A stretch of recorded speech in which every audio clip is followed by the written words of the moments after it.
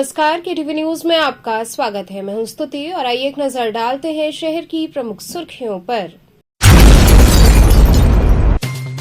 ज्ञानवापी मामले के मूलवाद में सिविल जज senior division fast track court में हुई सुनवाई।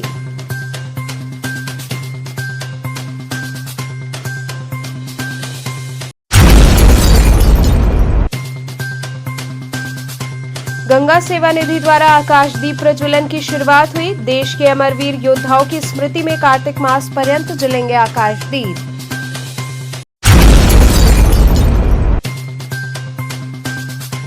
स्वामी हरसेवानंद पब्लिक स्कूल बनपुरवा के वार्षिक खेलकूद समारोह में प्रतिभागी टीमों द्वारा किया जा रहा उत्कृष्ट प्रदर्शन। और बीएचयू हृदय विभाग के प्रोफेसर ओम शंकर ने पीएम को पत्र लिखा। डेडिकेटेड कार्डियक सेंटर की हुई मांग। और अब खबरें विस्तार से। ज्ञानवापी मामले के मूलवाद में सिविल जज senior division fast track court में सुनवाई हुई। ज्ञानवापी के मूलवाद में आज सुनवाई हुई है। मसाजिद कमेटी की तरफ से अपना पक्ष रखा गया है। क्या कुछ कोर्ट में हुआ है? आप कोर्ट में लॉर्ड विशेश्वर बनाम ज्ञानवापी इंतजामिया की दोनों पक्ष की सुनवाई हो चुकी, हिंदू पक्ष और मुस्लिम पक्ष जो है। उसके बाद जो है 25 अक्टूबर को जो है फैसला जो है आने वाला है। जो है माननीय न्यायालय की ओर से, फास्ट ट्रैक कोर्ट की ओर से, खासतौर से ये जो तीनों गुंबद है उसके नीचे और जो वजू खाने में प्राप्त शिवलिंग है उसका SIC पर की सर्वे होगा या नहीं होगा। यदि सर्वे होता है तो हम उसका हर्षध्वनि स्वागत करते हैं। निश्चित जो है यह हमारे हिंदू समाज की जीत की प्रथम सीढ़ी होगी। दूसरी तरफ जो है सुप्रीम कोर्ट 2023 में 4 वादी महिलाएं लक्ष्मी देवी, सीता साहू, मंजू व्यास, रेखा पाठक इनको लेकर ही जो 8 खाने हैं वजू खाने प्राप्त शिवलिंग है इसका सुप्रीम कोर्ट मामला लंबित है। अगर इस दूसरी ओर ये अगर आते इसमें सर्वे का आदेश आता है फिर भी हम स्वागत करते हैं, हर्षध्वनि स्वागत करते हैं। लेकिन सोहन लाल जी, आप लोगों ने सेंट्रल डोम के नीचे 100 फीट के शिवलिंग होने का दावा किया था। खुदाई कराकर सर्वे कराना चाहते हैं। सुप्रीम कोर्ट ने को इस पर मस्जिद को क्षति न पहुँचे इसको लेकर के सख्त निर्देश दिया है SI को। उस परिस्थिति में माननीय सुप्रीम कोर्ट ने यह आदेश दिया कि स्ट्रक्चर को किसी प्रकार की क्षति न पहुंचे, इसलिए कोई खुदाई न हो। लेकिन यहाँ पर ये कहा जा रहा है कि आप सुरंग बना करके खुदाई किया जाए जिससे जो है स्ट्रक्चर को कोई क्षति न पहुंचे। जो भी माननीय न्यायालय, जो भी परिषद जो भी फैसला देगा हम उन फैसले का स्वागत करते हैं। जो मुकदमा चल रहा था उसमें सुनवाई हुई है। अंजुमन इंतजामिया मसाजिद कमेटी की तरफ से आज पक्ष रखना था। क्या कुछ पूरा मामला रहा है कोर्ट में? ये 1991 का जो मुकदमा चल रहा है ज्ञानवापी प्रकरण से संबंधित, यह टाइटल सूट है और साथ में ये जनप्रतिनिधि वाद है, यानी ये संपूर्ण भारत के संपूर्ण सनातनियों पर लागू होता है। इस विस्तारित मूलवाद में आज मुस्लिम पक्ष द्वारा, हिंदू पक्ष के द्वारा जो कहा गया था कि पूर्व में राखी सिंह के केस में SI सर्वे की कार्रवाई जो अपूर्ण है, त्रुटिपूर्ण है, उसको और भी SI सर्वे करके रकबा नंबर 91-30 में ही हुआ है, 31-32 में नहीं हुआ है। तो 32-31 में भी वो दोनों SI सर्वे की कार्रवाई करा दी जाए। इस मामले में आज मुस्लिम पक्ष हाई कोर्ट के आदेश का हवाला देते हुए न्यायालय के समक्ष अपनी बात रखा कि इस मामले में चूँकि हाई कोर्ट ने कहा है कि 1991 का मुकदमा आज 32 साल से चल रहा है, उसको शीघ्र डिसाइड कर दिया जाए और 6 माह के अंदर ही उस अवधि को पूर्ण होती है।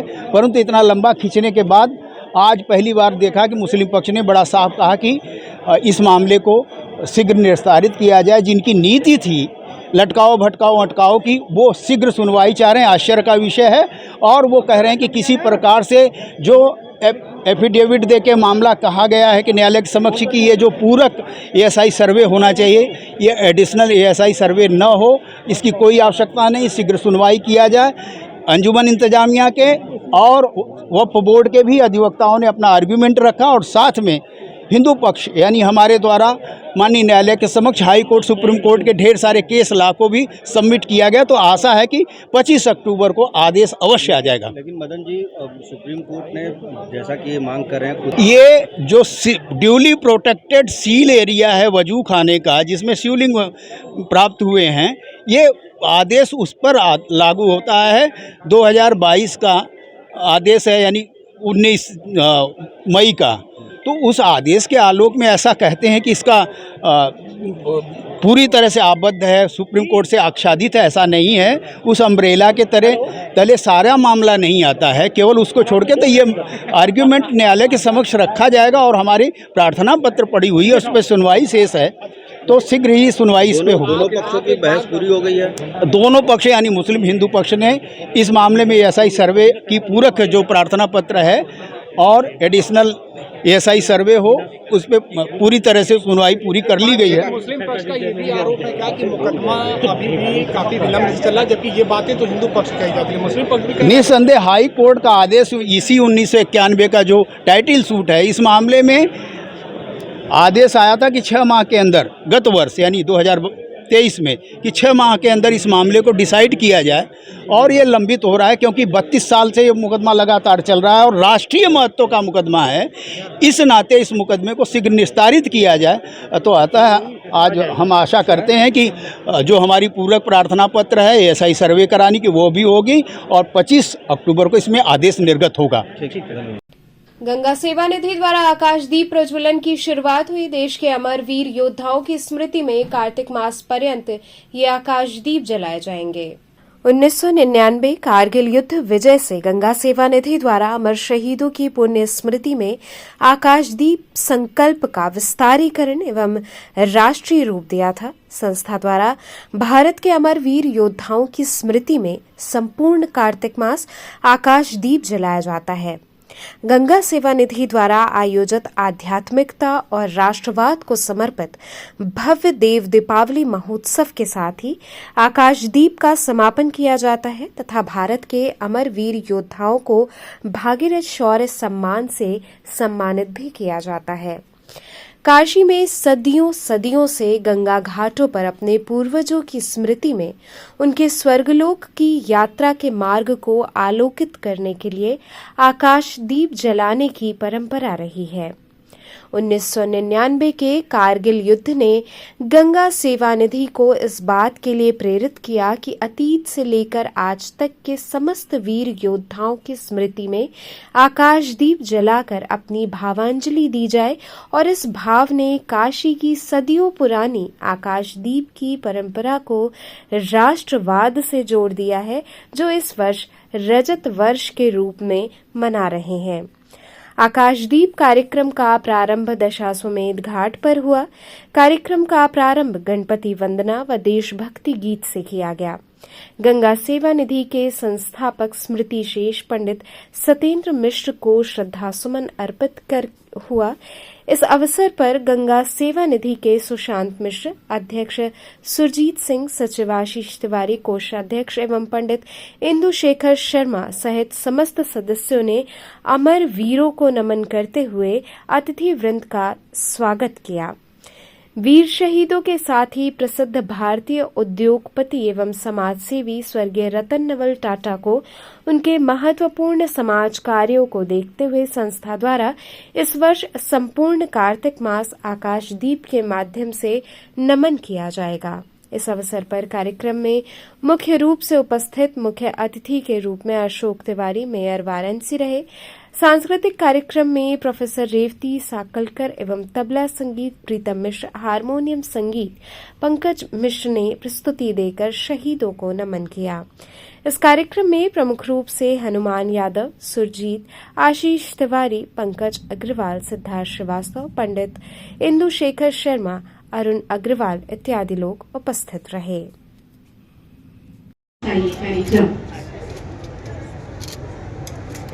गंगा सेवा निधि विगत 3 दशक से पुण्य सलीला भगवती गंगा और विश्व की सांस्कृतिक राजधानी काशी के आध्यात्मिक, धार्मिक, ऐतिहासिक एक साइड से लोग ध्यान देना बैठे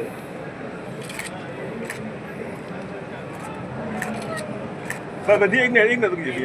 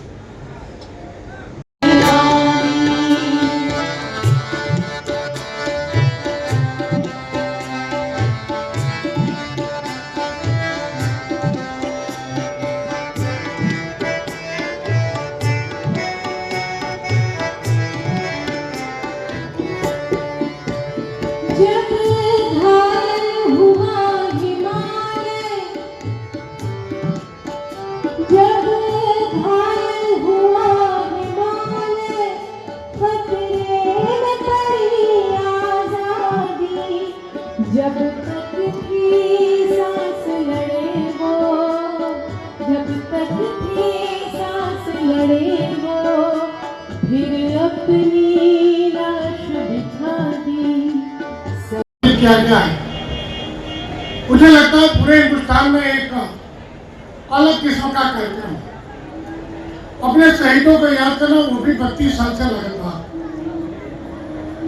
और मेरा अपना मानना है कि जो वो अपने शहीदों को याद नहीं करती है, वो जिंदा कौम नहीं होती। आज अगर हम सुरक्षित हैं, तो आप कल्पना करिए सियाचिन और बॉर्डर पे जो फोर्स हमारे रक्षा के लिए 0-डिग्री में काम करती है, -10-15-20 डिग्री, वो किसके लिए काम करते हैं? देश सुरक्षित। आज अगर हम सुरक्षित है और इतना आनंद से पूरा देश चल रहा है, तो इसमें सबसे बड़ा योगदान अगर किसी का है तो हमारे फोर्स का। और मैं फोर्स को गंगा सेवा निधि लगातार 32 साल से एक परंपरा बनाए हुए, उस परंपरा को लगातार चलाना, शुरुआत कोई भी कर सकता है, लेकिन उसकी लगातार एक परंपरा को कायम रखना, मुझे लगता है सबसे बड़ी बात होती है। और आज हम जब विवाह याद करते हैं, वो अगर इतिहास पढ़ते हैं तो पूरे देश में हमेशा युद्ध हुआ है। और युद्ध में लेकिन हमारे पूर्वज थे, हमारे जो वीर थे, हमारे जो महानायक थे, हम इतिहास में कहीं उनका पढ़ते नहीं, या हमें पढ़ाई नहीं जाता। वो 800 कुछ साल से जब मुसलमान हमारे देश में आए, तब से लेके स्वतंत्रता तक कितने पता नहीं कितने क्रांतिकारी शहीद हुए, पुलिस की गोली से फांसी को हुआ, लेकिन कहीं उनका जिक्र नहीं किया जाता। और जो आने वाली पीढ़ी है, उसको अपने इतिहास के बारे में जानकारी बहुत नहीं। अगर आप पूछिए तो कौन क्रांतिकारी हमारे जो स्वतंत्र 1947 के पहले, किसका कितना योगदान था, कोई हमारे पास कोई डाटा नहीं। आज हजारों लाखों लोग देश की स्वतंत्रता के लिए शहीद हो गए, गोली खाए, फांसी की सजा पर चढ़े। और मैं मानता हूं कि हमारे प्रधानमंत्री जी ने जो एक दिल्ली में शहीदों का स्मारक बनाया, अपने बच्चों को हमें जरूर लेके जाना चाहिए। 1965 का युद्ध हो, 1971 का हो या कारगिल युद्ध हो, आज हम जम्मू कश्मीर से लेके चाइना तक जितने हम लड़ाई लड़े हैं, उसमें फोर्स का कितना बड़ा योगदान हम कल्पना नहीं कर सकते। हमें फिर से अपने आर्मी, एयरफोर्स, नेवी के जो जवान है, जो अधिकारी है, जो हुआ है, हमें लगता है अलग से कोर्स बच्चों को पढ़ाने की जरूरत है। मैं गंगा सेवा निधि को बधाई देना चाहता हूँ, इतने शानदार तरीके से ये काम करते हैं। और एक परंपरा इन्होंने जो चालू किया था, आज बनारस के अगर कोई बाबा विश्वनाथ का दर्शन करने आता है, संकट मोचन दर्शन करने आता है, मुझे लगता है कोई भी बनारस का पर्यटक आता है, उसमें गंगा आरती जरूर देखता है। उसका प्रेम केवल इस गंगा सेवा निधि के लोगों का। और आज भी इतना बड़ा आयोजन निःशुल्क कोई नहीं कर सकता, किसी से रुपया चंदा मांगा जाता हो। आप आइए, बैठिए, और इस संस्था जो है उनको जितना सम्मान, जितना भरोसा देती बधाई देता है। मैं सुशांत आशी की, उनकी पूरी हनुमान, उनकी पूरी टीम को बधाई देना चाहता हूँ। ये परंपरा लगातार बनाए रखें आप। हम लोग जैसे लोगों को जहाँ जरूरत पड़ेगी हम आपके साथ हैं। और मैं क्या, समाज का जितने लोग हैं काशी के, सब आपके साथ हैं। बहुत बहुत धन्यवाद।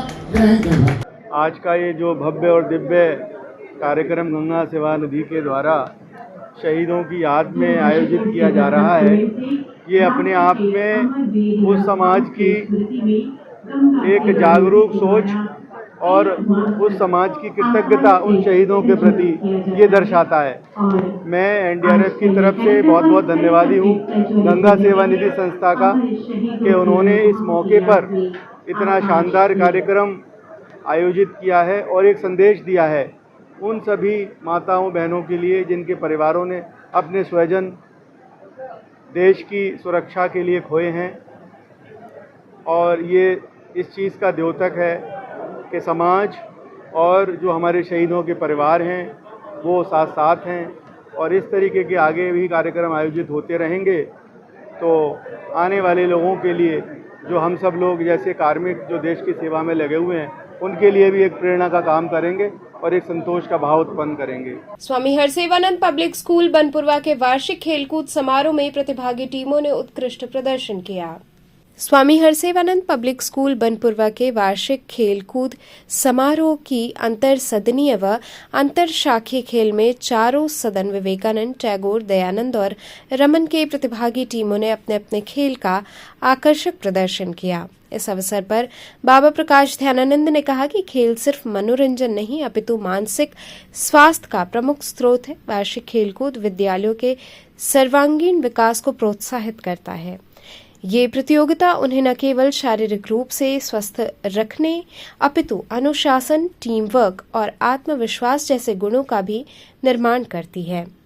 इस अवसर पर स्वागत भाषण बनपुरवा प्रधानाचार्य डॉक्टर ए.के. चौबे, संचालन मिर्जा विलायत तथा धन्यवाद ज्ञापन छात्रावास अधीक्षक एम.एस. यादव ने दिया। इस अवसर पर खेल प्रशिक्षक दिनेश कुमार, विनोद कुमार, नीरज यादव, अनुराग मिश्रा, फूल कुमारी हवलदार, नदीम असगर, अमित कुमार, दशरथ लाल सहित सभी शिक्षक, अभिभावकों तथा छात्र छात्राओं की भूमिका प्रशंसनीय रही।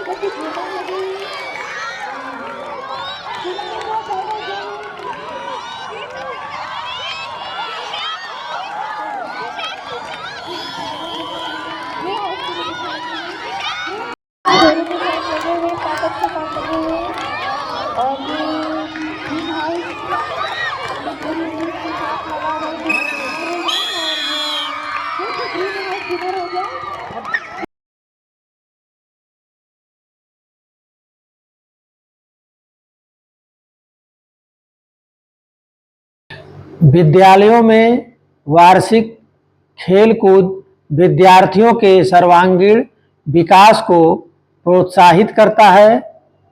यह प्रतियोगिता उन्हें न केवल शारीरिक रूप से स्वस्थ रखने हेतु अनुशासन, टीम वर्क और आत्मविश्वास जैसे गुणों का भी विकास करती है। स्वामी हरसेवानंद पब्लिक स्कूल बनपुरवा के इस वार्षिक खेलकूद प्रतियोगिता उद्घाटन के अवसर पर मैं सभी आयोजकों, प्रतिभागियों को हार्दिक शुभकामनाएं देता हूं। सबसे पहले आज के मुख्य अतिथि और हम लोगों के मार्गदर्शक, प्रेरणा स्रोत आदरणीय प्रबंधक बाबा प्रकाश ध्यानानंद जी का हार्दिक स्वागत है। हमारे बीच हमारी मातृ संस्था के प्रधानाचार्य, वरिष्ठ हम लोगों के वरिष्ठ श्री चंद्रशेखर सिंह जी, प्रधानाचार्य करवा घाट मौजूद हैं, उनका भी हार्दिक स्वागत। हमारे शिक्षक और प्यारे बच्चों, सबसे पहले एक बार औपचारिक रूप से मैं आप सभी का इस वार्षिक खेलकूद समारोह में हार्दिक स्वागत करता हूँ। बीएचयू हृदय विभाग के प्रोफेसर ओम शंकर ने पीएम को पत्र लिखकर डेडिकेटेड कार्डियक सेंटर की मांग की। बीएचयू के कार्डियोलॉजी विभाग के प्रोफेसर ओम शंकर ने प्रधानमंत्री को पत्र भेजा, जिसमें उन्होंने वाराणसी में 500 बेड के डेडिकेटेड कार्डियक सेंटर की मांग की है। उन्होंने कहा कि पूर्वांचल में हृदय रोगियों के दबाव को देखते हुए डेडिकेटेड कार्डियक सेंटर की जरूरत है। उन्होंने कहा कि सरकार ने स्वास्थ्य सेवाओं को बेहतर बनाने के लिए प्रतिबद्धता दिखाई है। हालांकि अभी वाराणसी में हृदय रोगियों के उपचार के लिए बुनियादी ढांचे को और मजबूत करने की जरूरत है, जिससे गरीब और कमजोर वर्ग के मरीजों को बेहतर उपचार मिल सके। प्रोफेसर ओम शंकर ने पत्र में लिखा कि वाराणसी उत्तर प्रदेश, बिहार, मध्य प्रदेश और नेपाल के जिलों सहित एक बड़े कैचमेंट क्षेत्र के लिए एक स्वास्थ्य सेवा केंद्र के रूप में कार्य करता है।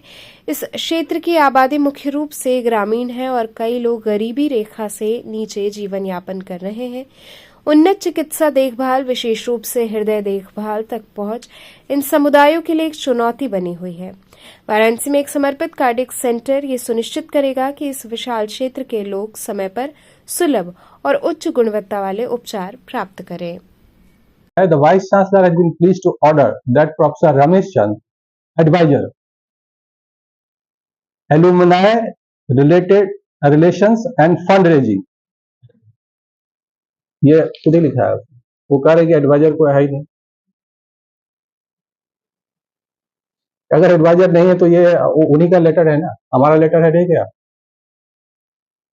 है देखिए वो आके अरे और जो 50 से 100 के आसपास हो सकता है, ये मेरा अनुमान है।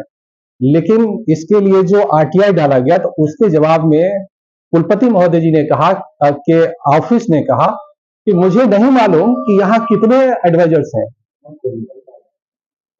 कि आपने अब तक सालाना कितनी सैलरी उसको दी है, वो भी उनको नहीं मालूम है, और कितना आया ग्रांट आया ये भी पूछा गया उस सवाल, तो वो भी उनको मालूम नहीं है, वो कहाँ खर्च हुआ ये भी मालूम नहीं है। और ये सब जवाब दे रहे आरटीआई के अंदर। उसके बाद जो इमरजेंसी पावर है जिसके बारे में हमने कहा, इमरजेंसी की पावर के बारे में 2001 में क्लियरिफिकेशन, क्योंकि ऐसे मतलब और भी कुछ इंस्टेंस आए होंगे एचआरडी मिनिस्ट्री के संज्ञान में कि लोग इमरजेंसी पावर का दुरुपयोग कर अदर कार्य कर रहे हैं। तो 2001 में मिनिस्ट्री ने एक आदेश जारी किया और उसमें क्लियरली उन्होंने बताया कि अपॉइंटमेंट जो है विश्वविद्यालय के अंदर वो इमरजेंसी पावर के अधीन नहीं है। यानी कुलपति महोदय ने पिछले 3 सालों से जितने भी नियुक्तियां की है इमरजेंसी पावर का दुरुपयोग करके, वो सारे के सारे एचआरडी मिनिस्ट्री के गाइडलाइन के हिसाब से भी गलत है। ना सिर्फ 2001 में बल्कि फिर इसी बात को पुनः उन्होंने स्ट्रांगली कहते हुए कि मेरे संज्ञान में आया है कि अभी भी लोग इमरजेंसी पावर का दुरुपयोग करके नियुक्तियां कर रहे हैं, मतलब दुरुपयोग कर कार्य कर रहे हैं, रेगुलर कार्य कर रहे हैं, और ऐसा कार्य नहीं करें। फिर से 2015 में एक ऑर्डर हुआ, वो दोनों ऑर्डर मैं अभी आपको प्रति आपको उपलब्ध कराऊंगा, जो दोनों ही ऑर्डर हैं। उसके बाद जो है आए जो पैसे 700 करोड़ आए वो गए कहाँ, आप लोग ढूंढ के कहीं बता दे, तो हम तो ढूंढ रहे मिल नहीं रहा है कि कहाँ गया वो 700 करोड़। वो कहते हैं कि 700 करोड़ खत्म हो गया है और 600 करोड़ अगली बार में फिर से वो दूसरे टर्म भी पाएंगे, और वहां फिर से वो 600 करोड़ को कैसे यूटिलाइज करेंगे उसकी रूपरेखा कई आप सबके मित्र जन के सामने ही उन्होंने प्रेजेंट किया था, इससे पूर्व के कुलपति महोदय के समक्ष और भी कमिटी जो थे। तो ये स्टेप पर संस्कृत विद्यालय और प्रमुख चिकित्सालयों में काशी विश्वनाथ ट्रस्ट द्वारा निःशुल्क भोजन व्यवस्था का ट्रायल हुआ। वाराणसी के संस्कृत विद्यालयों और प्रमुख चिकित्सालयों में श्री काशी विश्वनाथ ट्रस्ट द्वारा निःशुल्क भोजन व्यवस्था के सफल ट्रायल का आयोजन किया गया। इस अवसर पर ट्रस्ट के सभी अधिकारियों द्वारा सभी व्यवस्थाओं का विस्तृत निरीक्षण किया गया। ये योजना प्रधानमंत्री द्वारा 22 फरवरी 2024 को स्वतंत्रता भवन सभागार बीएचयू में की गई उस महत्वपूर्ण घोषणा का हिस्सा है, जिसमें कहा गया था कि सभी विद्यालयों के बच्चों और अस्पतालों में तीमारदारों को श्री काशी विश्वनाथ मंदिर ट्रस्ट की ओर से निःशुल्क भोजन उपलब्ध कराया जाएगा। इस संकल्प को पूरा करने के लिए श्री काशी विश्वनाथ मंदिर ने गुदौलिया स्थित जम्मू कोठी में विशेष रूप से बनाए गए अन्य क्षेत्र में एक सात्विक सनातन रसोई का निर्माण कराया है। रसोई का संचालन नाट्यकोटम संस्था द्वारा किया जाएगा, जो पहले से ही मंदिर परिसर स्थित अन्य क्षेत्र में भोजन का निर्माण कर रही है। श्री काशी विश्वनाथ मंदिर न्यास के न्यासीगण से परामर्श के आधार पर शुभ मुहूर्त में उन्हें आमंत्रित कर मंदिर की नवीनीकृत पाकशाला में चूल्हा पूजन एवं श्री विश्वेश्वर तथा माता अन्नपूर्णा की आराधना के साथ भोजन निर्माण का सफल ट्रायल संपन्न हुआ। आज भोजन वितरण का सफल ट्रायल इस योजना को सतत रूप देने की प्रक्रिया का अगला चरण रहा।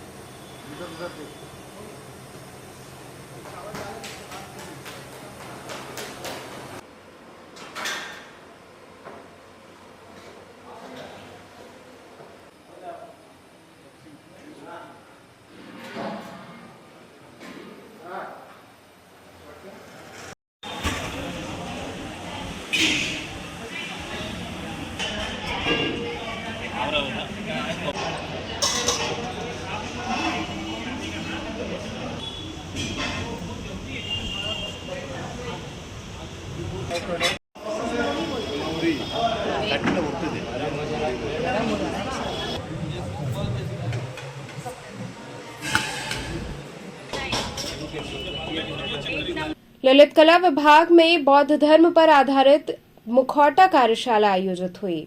ललित कला विभाग एवं मीरा एजुकेशन सोसाइटी के तत्वावधान में 7 दिवसीय बौद्ध धर्म पर आधारित मुखौटा कार्यशाला का उद्घाटन डॉक्टर शत्रुघ्न प्रसाद एवं सुचिता शर्मा ने विभाग के सभागार में दीप प्रज्वलित कर किया। कार्यक्रम में डॉक्टर सुचिता शर्मा ने मुखौटा बनाने की पद्धति पर विस्तार से चर्चा की। उन्होंने बताया कि मुखौटा कितने प्रकार के होते हैं। उन्होंने कहा कि मुखौटा देश विदेश में भी बनते रहे हैं। इस अवसर पर डॉक्टर शत्रुघ्न प्रसाद ने कहा कि मुखौटा का प्रचलन सर्वप्रथम प्रागैतिहासिक काल में देवी देवताओं को खुश करने हेतु किया गया है। उन्होंने बताया कि बुरी आत्माओं एवं शत्रुओं से बचने के लिए मुखौटा प्रयोग करते हैं। दशावतार में बुद्ध नवम अवतार माने जाते हैं। बुद्ध का चरित्र नाटकों में प्रयुक्त नहीं होता, किंतु लद्दाख, भूटान आदि में धार्मिक नृत्य में बौद्ध गुरुओं के धातु के मुखौटे पहने जाते हैं। वहां पर देव मुखौटा विशेष मुखौटे हैं जिनकी पूजा की जाती है। उन्होंने बताया कि अधिकांश मुखौटा धातु से बनाए गए। इस अवसर पर doctor Ramraj, doctor Madan Lal Gupta, doctor Savita Yadav आदि लोग उपस्थित रहे।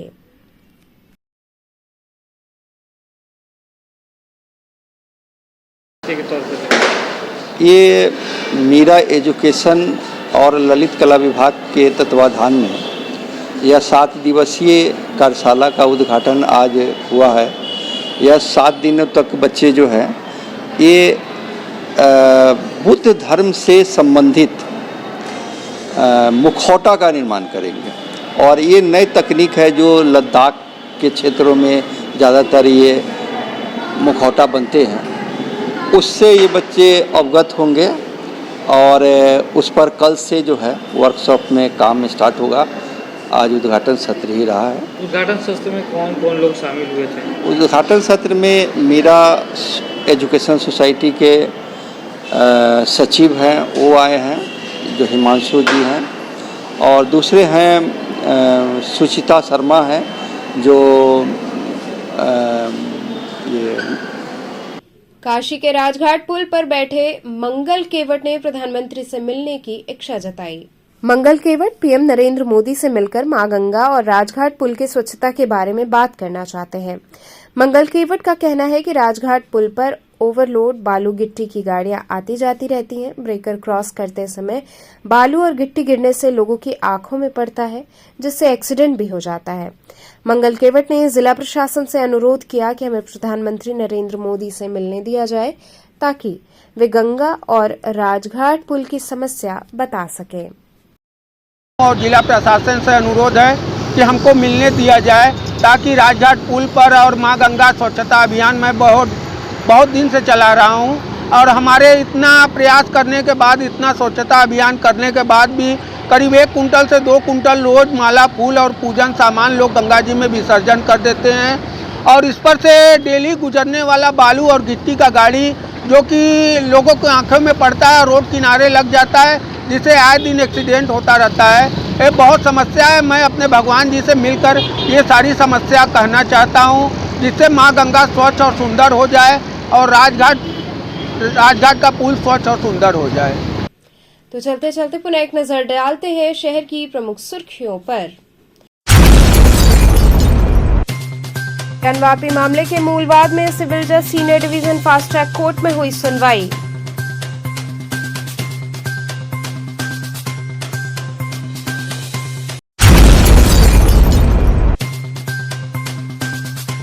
गंगा सेवा निधि द्वारा आकाशदीप प्रज्वलन की शुरुआत हुई। देश के अमरवीर योद्धाओं की स्मृति में कार्तिक मास पर्यंत जलेंगे आकाशदीप।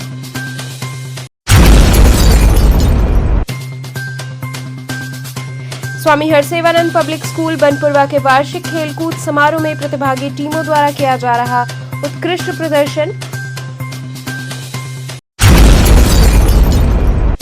और बीएचयू हृदय विभाग के प्रोफेसर ओम शंकर ने पीएम को पत्र लिखा, डेडिकेटेड कार्डियक सेंटर की हुई मांग। तो थे आज के समाचार। कल फिर होगी मुलाकात, तब तक के लिए नमस्कार।